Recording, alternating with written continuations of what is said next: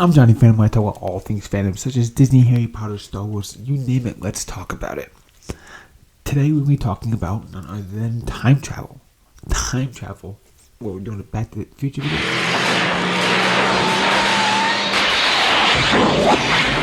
No, we are talking about Harry Potter and time travel. As we all know, Hermione had the time turner in year 3 that you could turn back time and go about your day. And this is how she was able to take 12 classes, which is literally all the classes provided at Hogwarts. Hermione was literally taking every single subject you could possibly take. And this tells us something. She took 12 classes. Yes, she eventually dropped Muggle Studies and she stormed out of divination. So she only got 10 classes after that. But this tells us something about the time turner and the whole time travel thing. And it makes you wonder, in the 4th year, when they go to the Quidditch World Cup, did Fred and George have a time turner to predict the outcome of the match? Because I'm sorry, but saying that Ireland is going to win, but Crumb will catch the snitch, that's very ridiculous odds. Ridiculous. Even little Bagman is like, those odds are bonkers. That is not going to happen. I'll take that bet. Of course, he never actually pays them.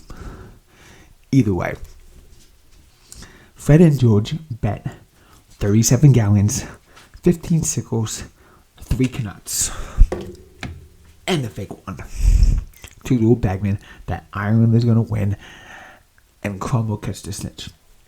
Now, how Quidditch works is you have the enough. You have the quaffle. You throw the quaffle through the golden hoops and score 10 points. If you catch the golden snitch, you gain 150 points.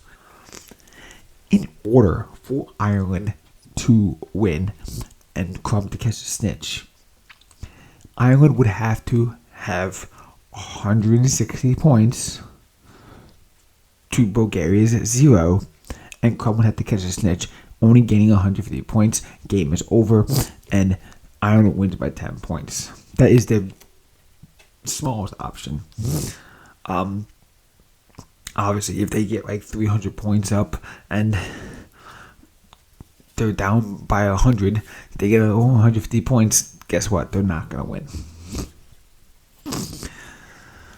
So, in the films and the books, we hear that they talk about the match, and they say that Crumb wanted to end his own terms because he knew he wasn't going to be able to win, and he just wanted to end the game before it got too crazy. Because, yeah, Crumb caught the snitch. He knew he was going to lose. He caught the snitch just to end the game because at that point, there's no way you're going to win. Because I believe Ireland was like 300 something points up. But how did Fred and George know the outcome? I mean, they could sit there all year, watch the two teams, and talk about the statistics and try to figure it out. Okay, Ireland is great at scoring, score points real fast. Crumb is fantastic at the snitch, but they're not great goal scorers. So they maybe would try to figure it out that way. But what if they did it another way? Because I can't see Fred and George. I mean, they're great schemers. They're great, with their tricks and their canary creams and their whatever treats they have. Because they come up with the Weasley Wizard or Weez's shop. So they're very smart. But I can't see them sitting there doing the statistics and trying to plan this all out.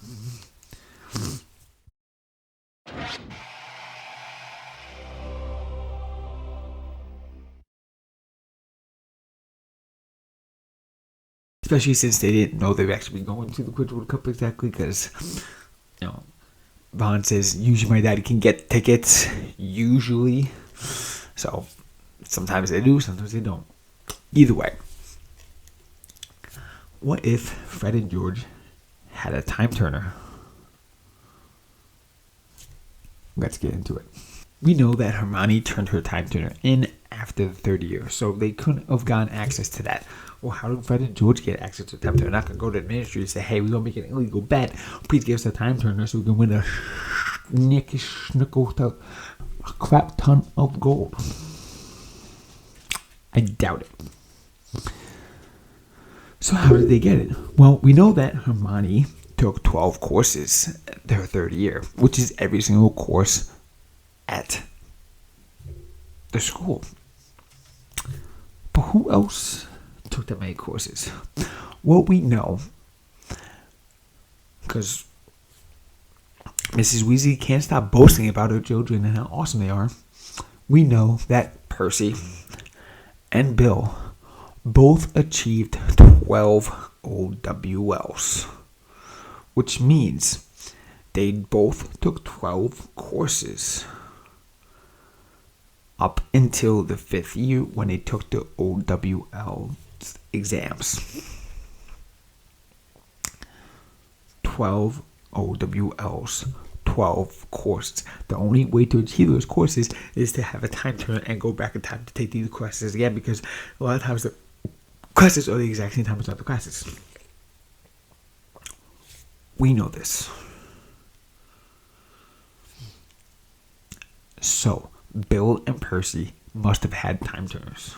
Did they return them when they were done with school? Percy probably. Percy's a goody two-shoe. He probably returned it back to the ministry when he was done. Like, oh, I'm done. Here's my job. Here's my time turner. I don't want to be in trouble anymore. Here it is. Goody two-shoe. However, Bill not so much. Yeah, he's a smart kid. He's a goody two-shoe, but not on the same level as Percy. Let me tell you. Bill's very laid back, easy going. He marries Bill for the court. Lives in the show cottage. He works with goblins. He's a curse breaker. He probably still has it. Somehow, Fred and George nicked it. Either when he was living at home, when he didn't need it anymore, because I doubt Bill went for 12 NEWTs, 12 newts. Percy, on the other hand, probably would try to go for it.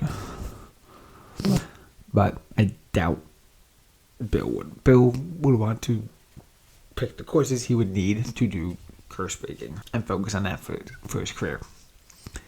So, he could have had the time turner at home while he was still at school. We know Fred and George were in school a little bit before he graduated.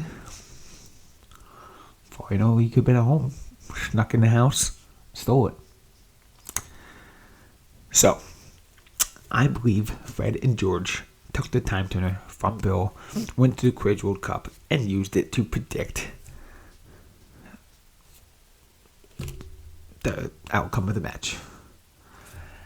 And after this brief message, we will get into how they did that. Because time travel is confusing. Raze Energy Drink brought to you by repsports.com. That's REPPsports.com. Use coupon code Johnny Huey. Save yourself 15% off.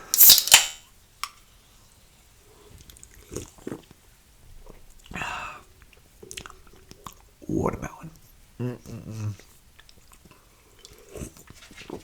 Go to repsports.com for the best damn energy drink and sports supplements you can get. Best. I've been drinking this stuff probably like 6 years now, and it is fantastic. I love it. It's all I drink. Screw Monster, screw Rockstar, screw Prime, and all that other crap. Go get repsports.com. Coupon code Johnny Huey. Save yourself 15% off your order. You won't be disappointed. So, Fred and George have a time turner. Now, we know that you turn the dial back. So, it's described in the books, and we've seen the movie, how Hermione turns it. You describe it as turning the time turner back to time travel. One turn is 1 hour.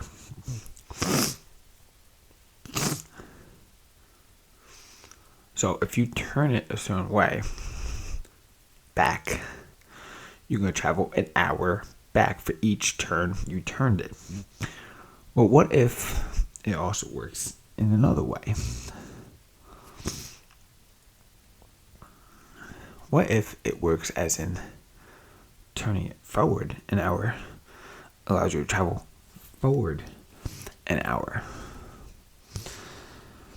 So this could work one of two ways. If you can actually travel forward in time,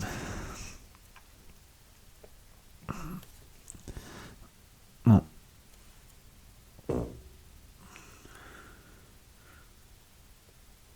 if you actually travel forward in time, it can happen like this.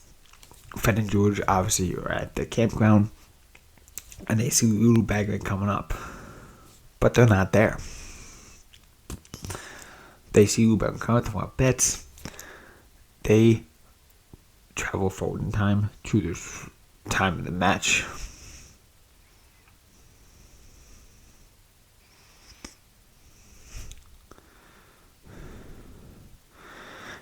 See, I don't know if that works.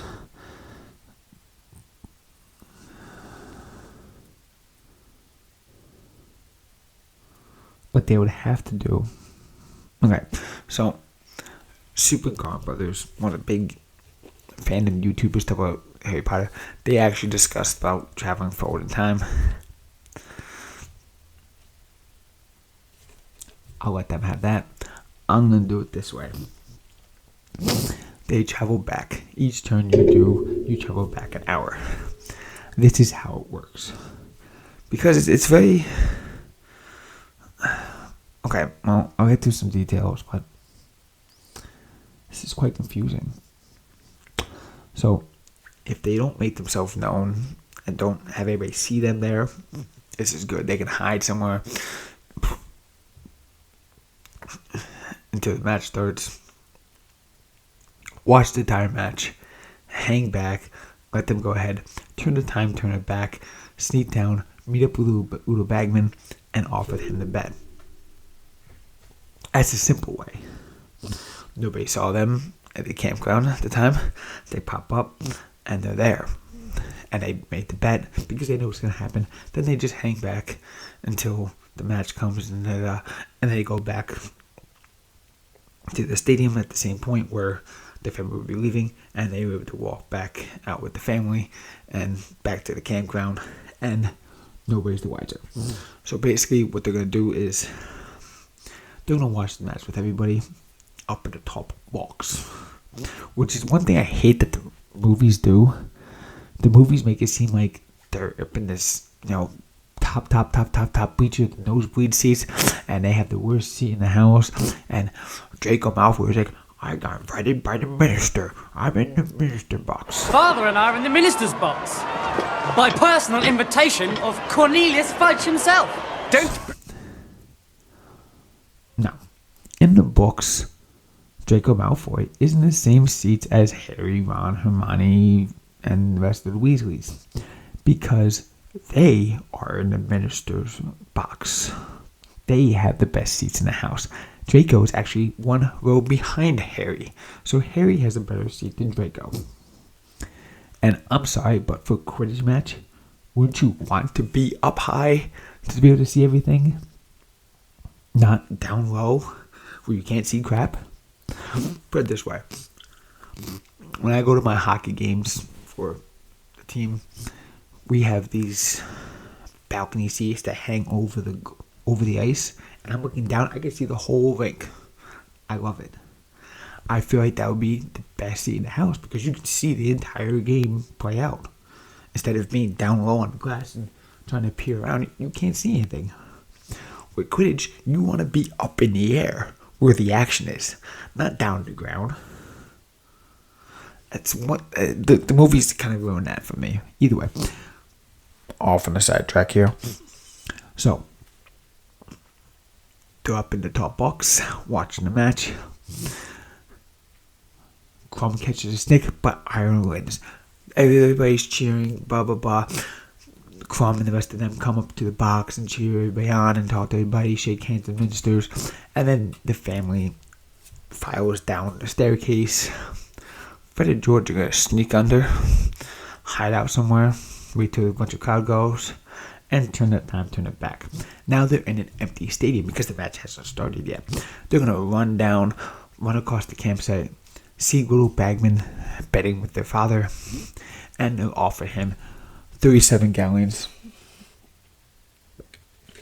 15 sickles, and 3 knots, and a fake wand. Then, after they made the bet, they're gonna sneak off, go back to the stadium, and hang out. They're gonna hide somewhere in a corner and hang out until they see their family come back down the stairs and join the family to go back to the campsite like nothing ever happened. But there is one clue on why turning forward the time does make sense, because the entire time we are watching the match, we hear commentation from Bill, we hear commentation from Hermione, Ron, Hermione, and Mr. Weasley. We do not hear any mention of Fred and George throughout the entire match. Now, maybe it's a coincidence, maybe it's one or two, but you don't hear their names mentioned, you don't hear them talk, you don't hear anything. It's like they're not even there in the box. So, with that aspect, like the Super Car Brothers mentioned about traveling forward in time, what they could have done is traveled all the way to the end of the match, seen the outcome of the match, and then had to hide back in order to loop back around, yada yada yada, to not be seen. So they weren't in the top box at the time because they would have ruined the whole time turner, time travel, can't see your past self thing. It does make sense. If you want to learn more about how they discussed it, go check out their video. It's cool. But I think they just saw little Bagman coming, hid because they knew what they were going to do. So, as Fred and George in the present time run and hide somewhere before the match, the other Fred and George come into view and make the bet. And then they run off to the stadium to hide into a spot. Then the the present Fred and George then join the family to go to the stadium for the match. They go up the stairs, they watch the match, they get the outcome. They come down, they hide, and the other Fred and George basically swap with them, join the family back to the campsite, and that Fred and George turn the time turner back to go back to the campsite to go meet up with Fruit Bagman, and whole cycle begins. Now the other question is, how much money would they have made with a bet like that?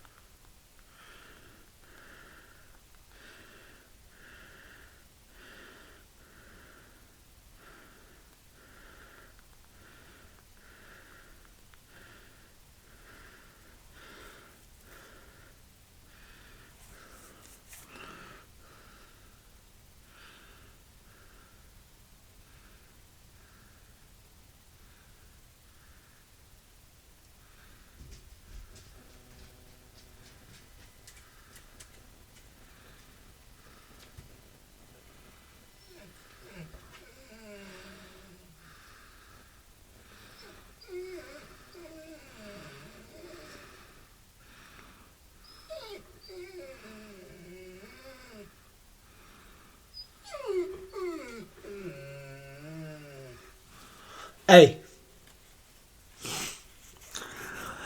So, talking about the bet itself. Enough! 37 sickles. Oh, sorry. 37 gallons, 15 sickles, 3 knuts.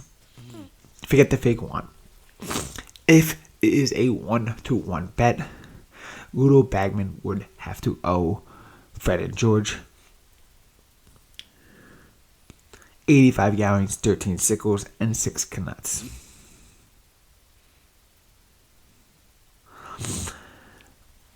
But Ludo Bagman says it's excellent odds. So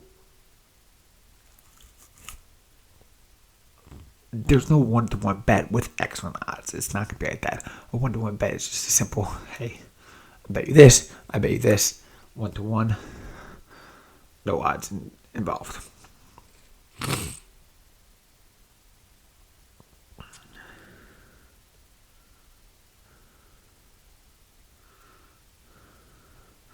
So if they were to bet, let's say 3-to-1 odds, then it would make it 128 gallons,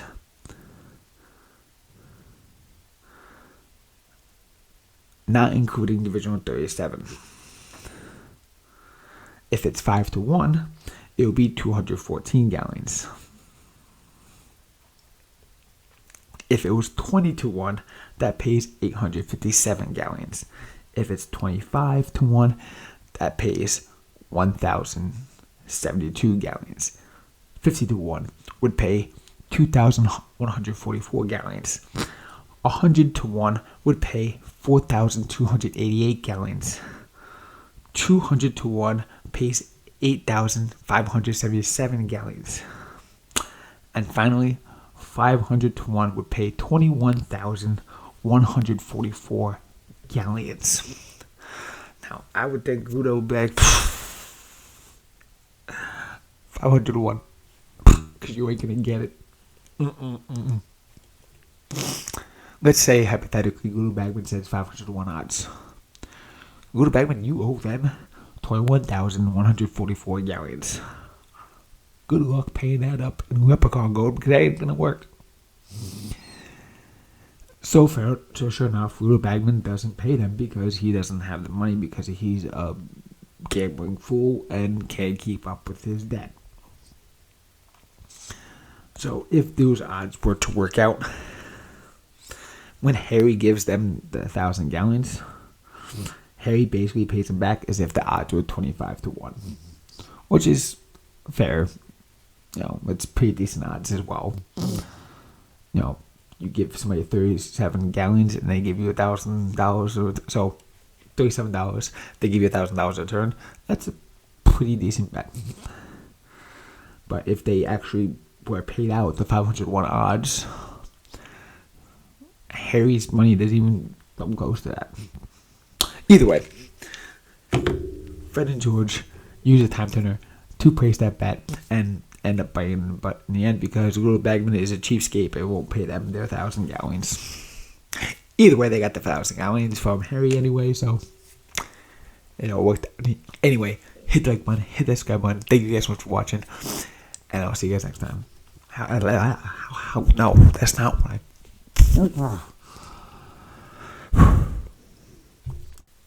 Before you go, make sure you check out that video up there, and one to my left. Right, left, yeah. And make sure you check out my merch store. Check out the links down below. Hit that join button because I got content on there just for you. I'll see you there.